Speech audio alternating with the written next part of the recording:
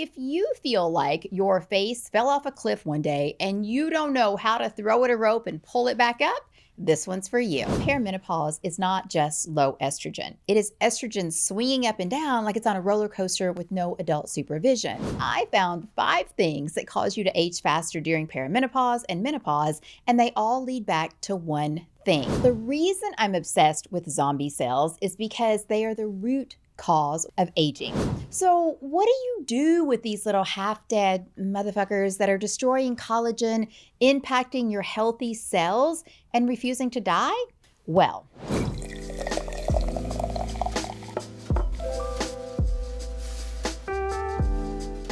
I'm 48 and I spent $1.3 million to look and feel hot as fuck. I know, judge me. And today I'm going to tell you the 5 things that made my face look older starting in perimenopause and exactly what I did to fix each one. Because the thing that blindsided me was there's 5 different things happening to your skin during perimenopause and menopause. And the crazy thing is they all start happening at the same exact time. Which is why one day it can feel like you wake up, look in the mirror and think, who's this bitch? I don't know her, right? So if you feel like your face fell off a cliff one day and you don't know how to throw it a rope and pull it back up, this one's for you. I'm Cynthia Garcia, your foul-mouthed fairy godmother. I grew up dirt poor in Appalachia, where I would dumpster dive for makeup, and I got called ugly enough times that I finally started to believe it. Then I made some money, and I spent it figuring out how to be hot as fuck at any age. This is I'd Like to Thank Myself, the show where I try every product, procedure, and newest trend so you don't have to, and then I tell you what's worth it and what to leave where you found it. Now, quick disclaimer, I cuss a lot. Maybe you've noticed. That's just how I talk. And if that's not for you, that's cool, but this is your stop. And if you stay, that's all right too, but don't come at me in the comments because I just fucking warned you. And if you are staying, grab a drink and I'll stop yabbering because we have got some shit to talk about. Okay, so here's what you need to know about me. I'm a skincare founder. I have spent a genuinely stupid amount of money on my own face, and I read clinical studies on my couch the way normal women watch Real Housewives. I know, I'm weird, pray for me. So when my face started changing and none of my usual tricks would stop it, I did what I do. I went digging, not in the dumpster this time, in the data. And I found 5 things that cause you to age faster during perimenopause and menopause, and they all lead back to one thing. You could probably guess. It's your estrogen dropping. I know, this bitch. Your whole life, estrogen has been doing a ton of work for your skin that you never once had to think about because it was just handled. Kind of like all those random things that your husband does around the house and doesn't tell you about. It's just nice that way, you know? Then in your 40s, estrogen starts getting erratic, swinging around, and eventually dropping. And suddenly, all this shit that it's been handling for you behind the scenes, it's not getting handled the same way anymore. And that's exactly why your face can feel like it fell off a cliff instead of just politely easing down a hill. I know. So let's get into those 5 things, starting with number 1, which sounds a little creepy. I'm not going to lie, but it's true. Number 1 is zombie cells. I know. Have you heard of these yet? Because I am obsessed with them. Now, the reason I'm obsessed with zombie cells is because they are the root cause, one of the root causes of aging. So what are these zombie cells, Cynthia? What are we talking about? Sounds like something out of a movie, right? Well, they are cells that aren't quite dead, they're not quite alive, and they sit on your face, and they should have died a long time ago, but they just didn't, and instead, they just stopped working. They refused to leave, and now they just sit there, leaking inflammation into everything around them, and they pump out these little signals that eat your collagen. I know, that thing that we're constantly trying to rebuild. Now, the official name is senescent cells, but zombie cells is honestly way more appropriate. They're kind of like the last 3 people at a party who can't take a hint. You know those people? Don't be those people. Now, here's where the menopause part comes in. So estrogen has been part of the cleanup crew, helping your body to deal with these cells. And as estrogen changes and it drops, that cleanup, it doesn't work the same way. Basically, nobody scheduled the trash pickup for these cells.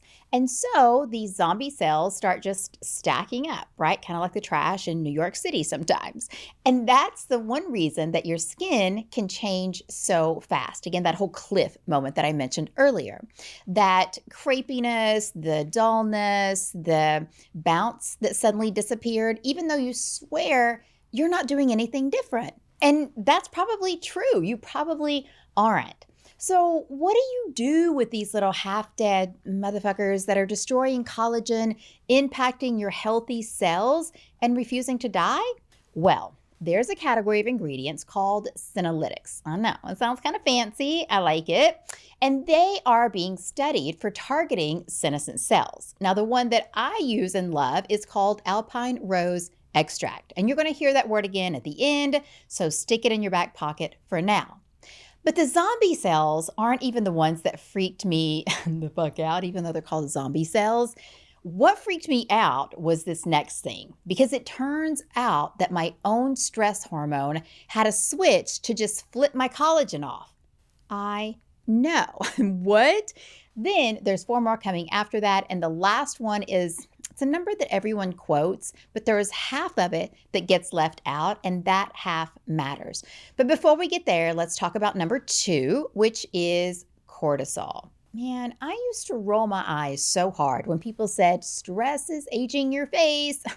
Bitch, that's not helping. That's stressful, right? The truth is, though, my stress hormone was quite literally telling my skin to quit making collagen. You see, cortisol is the stress hormone, and when it runs high, it slows down how much collagen your skin can actually build. So stress showing up on your face is not some random shit that somebody on TikTok made up. It is a real physical thing that happens, no matter how much we don't want to hear it. And menopause turns the volume on cortisol all the way up, kind of like those boom boxes that we had in the 90s when we thought we were cool. We were not cool.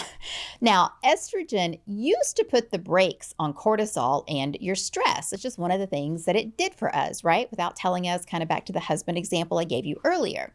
But as your estrogen drops, that brake pedal gets a little loosey-goosey. So the same stress hits harder and your cortisol goes fucking off with nothing left to calm it down. I know, ladies, we've been there, right? You've just gone, oh, can't nobody tell you nothing. That's what happens in this situation. And that just becomes a loop that feeds itself. So for me, I would get stressed. My cortisol would go up. My collagen would go down. My skin would look duller. I'd look at myself in the mirror, which didn't feel good. And then I would get even more stressed. And you see the cycle, right? That's how it works. The cycle just goes round and round and round. And it's not your fault. That loop is not a character flaw. It's a hormone and a natural mechanism. But now that you know about it, well, you can work to break that loop, right? Pretty cool. So at this point, you might be thinking, wow, that's pretty shitty, Cynthia. Is there something that I can put on my face for cortisol? Well, it turns out there is, and it's kind of new. So I'm excited to tell you about it. It's something called neurofroline, and it's been studied for lowering cortisol. In clinical testing, neurofroline reduced cortisol in the skin by almost 70% within a couple of hours. A couple of hours. I have wasted 2 hours doing far dumber shit than that. And they also saw improvements in things like dullness and dark circles over the following weeks, which is exactly why this ingredient got my attention and I wanted to tell you about it. It's also why I ended up putting it into my own serum, but we'll get to that later. Now, neurofroline is a workhorse, trust and believe, but cortisol is also an inside job. So what do we do about that? Well, for me, I focus on sleeping like it's an Olympic sport. I get my protein every single day. I strength train, and I really focus on lowering my stress overall so that my cortisol isn't triggered to begin with. And it's like finally my skincare and my nervous system are playing for the same team. All right, real quick, this cortisol stuff and the inside-outside approach is exactly what I go deep on with the ladies in the Vanity Club. We talk about the order that I layer filter everything in, the doses, the ingredients worth the money, and the ones that are kind of pointless. Everything lives in the vanity room. It's the room where the women whose faces changed on them overnight share what's actually working now, and we do it together. So if that's you, come and join us. The link is in the description. Okay, now, this next one is the one that I get asked about probably more than anything. And the whole internet, I feel like, kind of has it backwards. So the next one is dark spots. Now, I started getting dark spots in my 40s that I swear to God were not there before. And it turns out that there are two things happening at the same time. So one, perimenopause is not just low estrogen. It is estrogen swinging up and down like it's on a roller coaster with no adult supervision. And those swings rev up the little cells in your skin that make pigment, so they just start vomiting out color, whereas they never used to do that before. And melasma actually loves high swinging estrogen, which is why it flares up during menopause and then calms back down on the other side of menopause. True story. So that's the first thing. And number two, the other half that gets left out is this. Every sunny vacation, every sunburn from back in the day that was a souvenir of days well spent, for the last 30 years, your skin has kept every single receipt. I know. My skin has been keeping those receipts since the 90s like it's building a court case against me. So it kind of feels like it happens overnight, right? You just wake up and all of a sudden there's these dark spots. But it was really about 30 years in the making. And honestly, that kind of made me feel better because it meant that I finally understood what I was fighting instead of just feeling ambushed all of a sudden by my own face. So what's the fix? Well, this is the one where women try to get off the roller coaster while it's still moving. And we all know how that ends, right? It's not cute. So here's what you're going to do.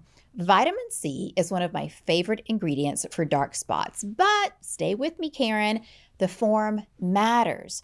L-ascorbic acid is the gold standard, right? And it's incredibly well studied, but it's also acidic. It can be irritating, and on skin that's already gotten thinner, drier, and just a bit touchier, sometimes it just pisses your face off. And irritation is the very last thing I want when I'm already dealing with pigment. So what I use is a gentler oil-based form of vitamin C called THD ascorbate. So your skin's top layer is basically oil, right? So an oil-loving vitamin C just kind of slips right through it instead of sitting on top, just knocking and begging to get in and wondering what the code word is. There's no sting at all with THD, and it holds up in the bottle as well. It's very stable, so it's actually still working when you put it on your face.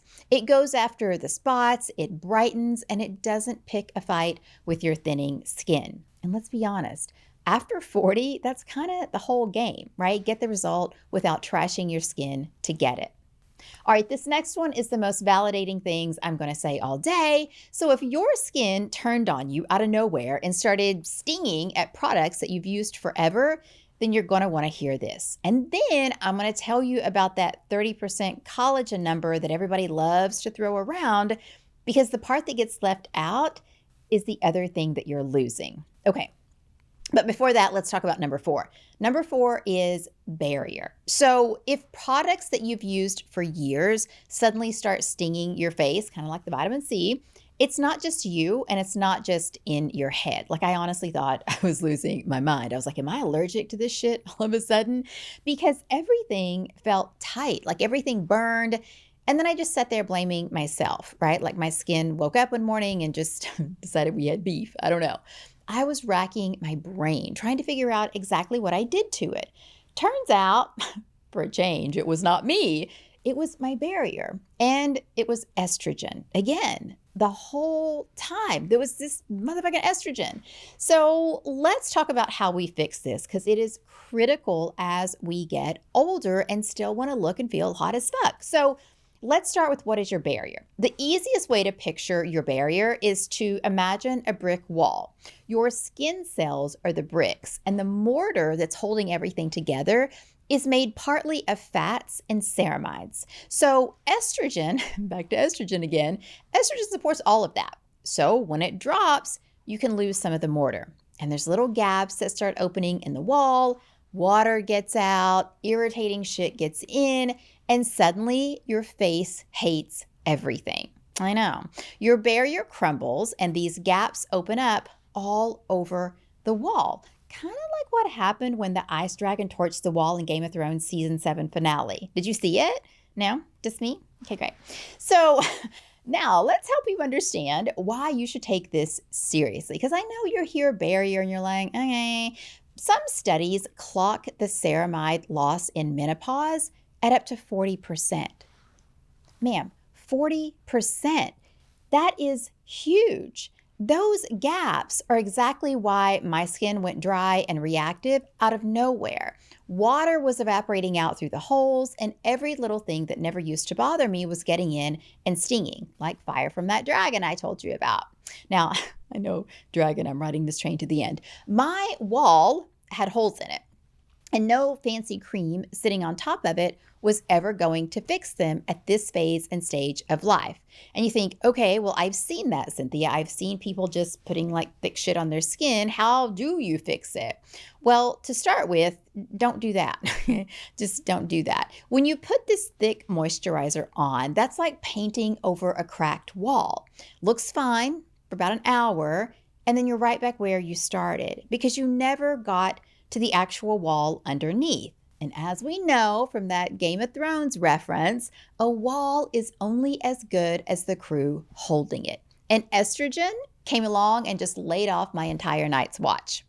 What actually worked for me was telling my skin to make its own mortar again. And there is one ingredient for that that is so amazing, and it's called niacinamide, which is just a fancy pants name for vitamin B3.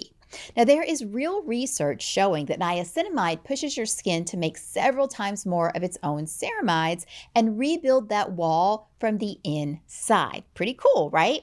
And if you're sitting there thinking, okay, but what exactly do I use and in what order? Well, that's the kind of thing that we talk about daily inside the Vanity Club. Now, we don't do it here because this episode would be 3 hours long and ain't nobody got time for that. But if you'd like to join us in the Vanity Room, the link is in the description. All right, and that brings us to number 5. We did it. So number 5 is losing that plumpness in your skin. And that's where that whole 30% collagen number that maybe you've heard before finally comes into play. So here's what I'm talking about. Women lose around 30% of the collagen in their skin in the first 5 years of menopause. It's true. Now, people repeat this statistic like Jesus Christ himself came down and handed it to us on a stone tablet. And here's the thing, they're right. That number is basically true. It's just not the whole story. Because while everybody's been talking about the collagen that you're losing, there's something else disappearing right along with it that barely gets any airtime. And that, my friend, is hyaluronic acid. So hyaluronic acid is naturally in your skin and it holds on to like a shit ton of water, okay? It is a huge part of what gives younger skin that juicy, bouncy, plump look that we all took completely for granted when we had it. I know, the shit that we took for granted. There's so much. I digress. Unlike collagen, we don't have some sexy little number like 30% that everybody can just repeat on Instagram when it comes to hyaluronic acid. We just know that as the skin declines as we age, that hyaluronic acid drops. And estrogen loss appears to be part of that story too. I know, estrogen, it's got its little paws in everything. And the thing is, you can see it. You know, your face kind of looks a little flatter. The fine lines suddenly start to look deeper. Your skin looks crepey, right? We've done that whole thing. And you wake up one morning and swear to God, your face aged 5 years while you were asleep. Now, some of what you're seeing is collagen loss. Yes, that is true. But some of it is just skin that isn't holding on to water the way it used to.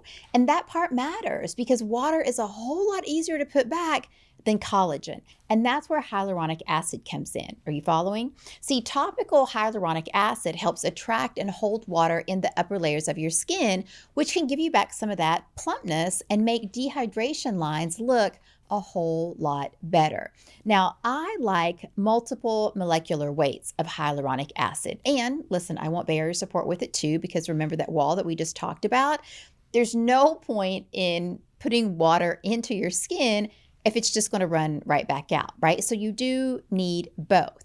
So yes, worry about that 30%. Worry about your collagen. Protect it, stimulate it, do all the things that you want to do to it. But don't look at every new line in the mirror and assume that your face is collapsing due to collagen loss. Sometimes that bitch is just thirsty.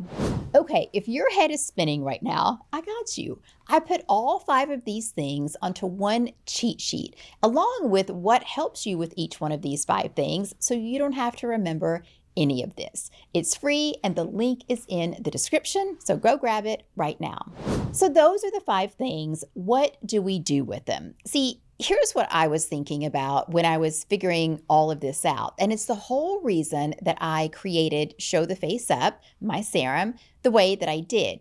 So we just talked about zombie cells, cortisol fucking with your collagen, dark spots, your barrier falling apart, and losing water, right? Those are 5 things happening to your face all at the same time.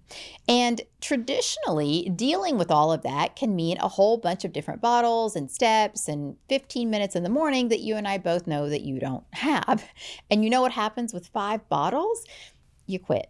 You just don't do it, right? It's too much. That routine is getting abandoned in a few weeks, right next to the gym membership and the label maker that you bought. I know, you had good intentions. There's no judging. Here, I've done the same thing. And listen, I shouldn't talk shit because I absolutely have a ton of bottles on my vanity, and I will happily spend 10, 15, sometimes 20 minutes just doing my skincare. I love that shit. But I'm also a psycho, and this is literally my job, so that's me. Most women don't want to do that. And honestly, even I don't always have the time to do it. So when I made my serum called Show the Face Up, I wanted one serum that could fix all 5 of those things in one bottle. So I created it. There's a senolytic for the zombie cells, neuroproline for the cortisol and stress piece, niacinamide for the barrier, that THD, vitamin C for dark spots and pigmentation, and then hyaluronic acid for the water and the plumpness. Now I put this on morning and night, whether I'm doing my full routine or I have 2 minutes left and I just need to get out the door.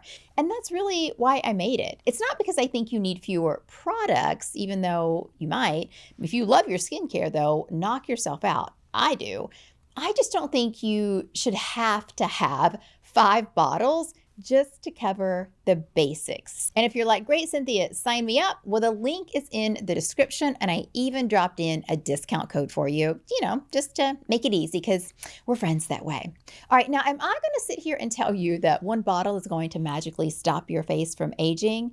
No, fucking don't get crazy. I own the company, and yes, it's an amazing product, 100%. We've got great reviews.